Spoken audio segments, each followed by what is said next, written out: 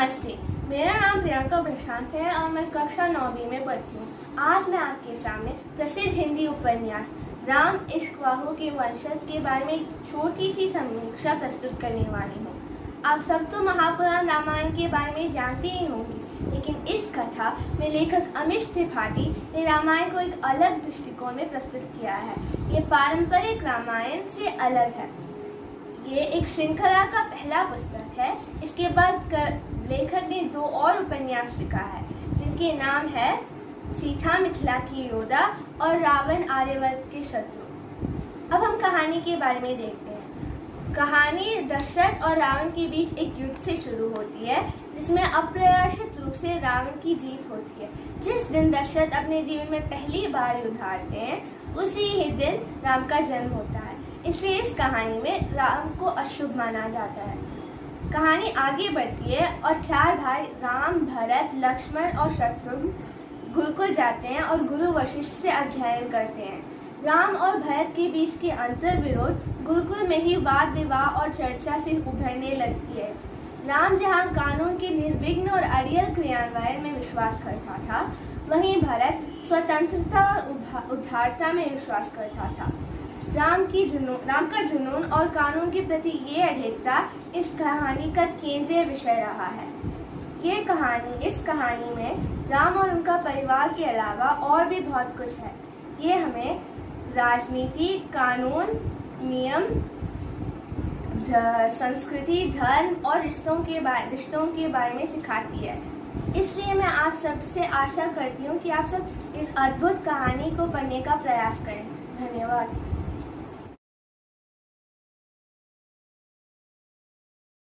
नमस्ते, मेरा नाम विद्युत बानो है। मैं 9वीं कक्षा में पढ़ता हूँ। आज मैं हरिवंश राय बच्चन के बारे में 2 वाक्य कहने आए। हरिवंश राय बच्चन का जन्म उत्तर प्रदेश के इलाहाबाद शहर में 27 नवंबर 1907 को हुआ था। बच्चन इनका माता पिता द्वारा प्यार से लिए जाने वाला नाम था, जिसे उन्होंने अपना उपनाम बना लिया था। कुछ समय बच्चन विश्वविद्यालय में प्राध्यापक रहने के बाद भारतीय विदेश सेवा में चले गए थे। इस दौरान इन्होंने कई देशों का भ्रमण किया और मंच पर ओजस्वी वाणी काव्यपाठ के लिए विख्यात हुए। कविताएं के अलावा इन्होंने अपनी आत्मकथा भी लिखी है, जो हिंदी गद्य की बेजोड़ा कृति मानी गई। बच्चन की प्रमुख कृतियां हैं मृदुशाला, निशा निमंत्रण, मिलना यामिनी और एकांत संगीत। बच्चन साहित्य अकादमी पुरस्कार, सोवियत भूमि नेहरू पुरस्कार और सरस्वती सम्मान से सम्मानित हुए। धन्यवाद।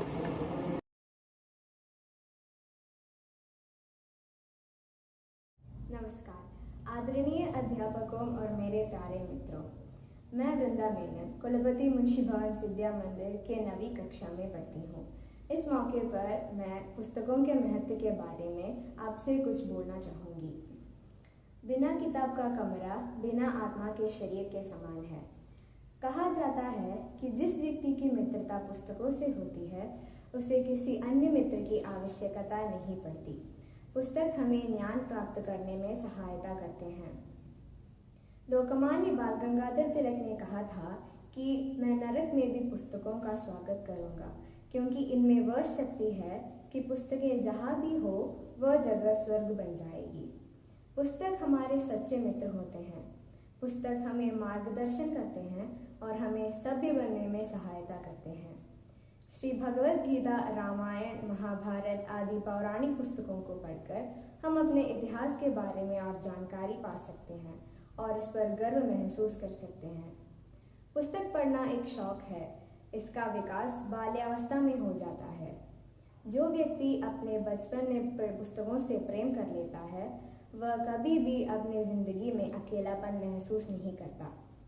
जिस तरह एक ईमानदार, सच्चा तथा अच्छा मित्र कभी किसी की बुराई नहीं करता, उसी तरह एक अच्छी किताब एक व्यक्ति के जीवन में एक नई दिशा प्रदान कर सकती है। धन्यवाद।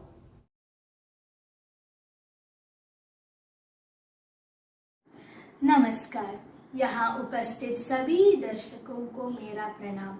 मैं कक्षा 9B का अश्वती राधा कृष्णन हूँ।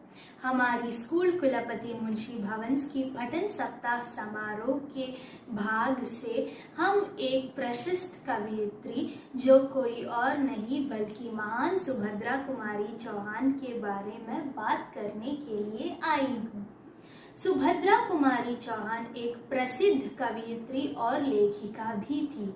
उसकी जन्म नाग पंचमी के दिन निकट निहालपुर नामक एक छोटी सी गांव में रामनाथ सिंह की जमींदारी कुटुंब में हुआ था। उसकी 2 भाई और 4 बहनें भी थी।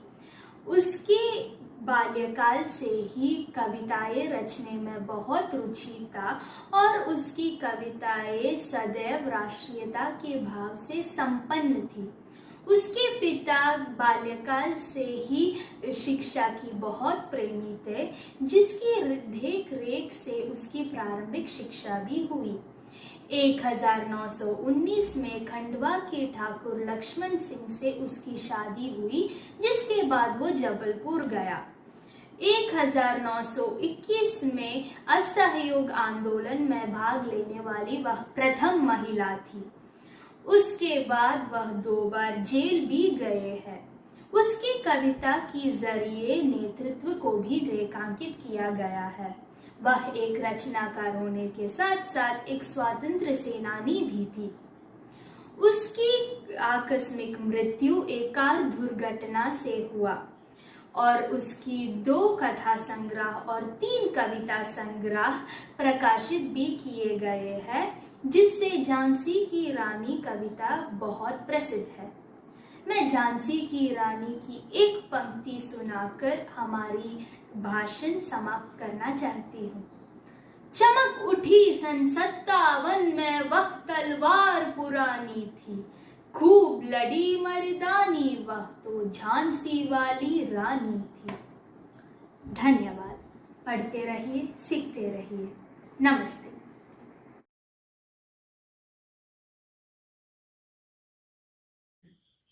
यहिया बूटवाला द्वारा रचित मौत और मैं। वैसे तो नशा करना बहुत बुरी बात है, पर कभी कभी जिंदगी हालात ही ऐसा पैदा करता है कि मदहोशी में डूबना ज्यादा मुनासिब लगते हैं। तो बस यूं ही एक शाम में मैं खाने में बैठा था और मेरी मुलाकात हुई मौत की फरिश्ते से। अब मौत जैसे लोग कहते हैं उतना भयानक नहीं दिखता। एक बूढ़ा सा शख्स है जिसके चेहरे पर नूर है, आंखों में आंसू और गालों में गम की छुरियां। पर मौत है वो तो पहले डर डर कर उनके बाजू में बैठा था। सोचा कहीं मेरा वक्त तो नहीं आ गया दद्दू से पहले। फिर झिझक कर मैंने उनसे पूछा, किसका वक्त आ गया जो आप यहाँ बैठे हो? वह मुस्कुराकर जवाब दिया कि कुछ पल के लिए किसी का वक्त खत्म नहीं होगा, इसलिए यहाँ बैठा हूँ। तो अब सारा डर खत्म। मैंने सीधे सीधे मौत से पूछ लिया कि मौत हो तुमसे सब है डरते, तुम जरा पास आ जाओ, सब खुदा को है याद करते, तुमको है कैसा लगता? 2 पल तक चुप रहे और फिर कहा कि ऐसा क्यों है कि जिंदगी 2 हाथों में शमा जाने वाली खुशियां दे जाती है तो सब उसकी शुक्रगुजार हो जाती है, लेकिन मैं 4 कंधों को झुकाने वाली रूह को उठा लूं फिर भी मुझे प्यार नसीब नहीं आता। अरे रीढ़ की हड्डी टूट जाते हैं जनाजे उठा उठा कर, फिर खुदा आते हैं, हाथ फहराते हैं और वे ठीक हो जाते हैं। मैं उससे कहता हूँ कि ये टूटी हुई रीढ़ की हड्डी के साथ तो भी मैं जी लूंगा, बस ये काम किसी और को दे दूं। पर वह भी क्या करे, ये काम करने के लिए कोई और तैयार भी नहीं होता। मैं रात में सो नहीं पाता, डरावने सपने देखते हैं उन सभी लोगों के जिसके कोई अपने को मैंने आजाद किया था। वो मुझे कोसते हैं, गालियां देते हैं और मातम करते करते मुझे ही बददुआएं करते हैं। काश मैं उनके अपनों को दिखा पाता कि वह खुश है यहाँ, पर खुदा उसकी भी तो इजाजत नहीं देता। काश काश मैं ये सोचता हूँ कि मौत मुझे ही आ जाए, फिर कमबख्त मेरी रूह को कौन आजाद करेगा। बहुत बुरा लगा उनके लिए। आज शायद पहली बार ही किसी ने यह किया होगा, मौत को अपने घर का न्योता दिया होगा। कहा मैंने उनसे, आओ घर पर कर लो आराम मेरे, कल जनाजा और भी उठाना होगा, शायद तुम्हें। धन्यवाद। सुप्रभात, मेरा नाम मालविका है। मैं कक्षा 10वीं का छात्र हूँ। मैं आज यहाँ संदीप कुमार से द्वारा लिखे गए कविता जिंदगी में सबसे अच्छा दोस्त कोई और नहीं किताब है प्रस्तुत करने जा रही हूँ। किताबें पढ़ने क्यों महत्वपूर्ण है? इसका एक मूल्य कारण यह है कि यह आपकी मानसिक, भावनात्मक और मनोवैज्ञानिक रूप से बढ़ने में मदद करती है। हर किताब आपको नई चीजें सीखने और अन्वेषण करने की मदद करती है। कुछ होती है हल्की, कुछ होती है भारी, लेकिन इनमें होती है दुनिया की हर जानकारी। अक्सर कुछ नहीं करने का इनमें भी बतना ख्वाब है। जिंदगी में सबसे अच्छा दोस्त कोई और नहीं किताब है। जान की ये खान है, होती बहुत महान है। जीवन ये इंसान का बदले, कभी तो इसका शान है। क्या बीते क्या होती है, सबको इनमें हिसाब है। जिंदगी में सबसे अच्छा दोस्त कोई और नहीं किताब है। कबीर के दोहे हैं इनमें, संतों के इनमें वाणी है। पढ़कर लाभ ही होती है, होती ना कोई हानि है। कोई ऐसे प्रश्न नहीं जिसको ना इनमें जवाब है। जिंदगी में सबसे अच्छा दोस्त कोई और नहीं किताब है। धन्यवाद। नमस्ते, मेरा नाम माधव है। मेरा कहानी का नाम सोने की अंडे देने वाली मुर्गी। एक गांव में एक किसान रहता था। वो बेचारा बहुत ही गरीब था। एक दिन किसी पेड़ के नीचे बैठकर विश्राम कर रहा था। उसके दिन मुश्किलों से कट रहा था। एक दिन किसान के दोस्त ने किसान को एक मुर्गी दी। वो मुर्गी रोज एक सोने की अंडे देने लगी। किसान अंडा बेचता और खूब पैसे कमा लिए। देखते ही देखते किसान अमीर आदमी बन गया। गांव के सभी लोग किसान को आदर से देखने लगे। किसान लालची होता जा रहा था। किसान ने सोचा कि अगर मुर्गी रोज एक सोने की अंडा देती है तो इसकी पेट में कितने सारे अंडे होंगे। सारे अंडे एक भी दिन मिल जाए तो किसान ने एक छुरी ली और मुर्गी का पेट ठक से खा दिया। और देखा है तो क्या, मुर्गी को पेट में एक भी अंडा नहीं था और मुर्गी भी मर गई। बेचारा किसान। इस कहानी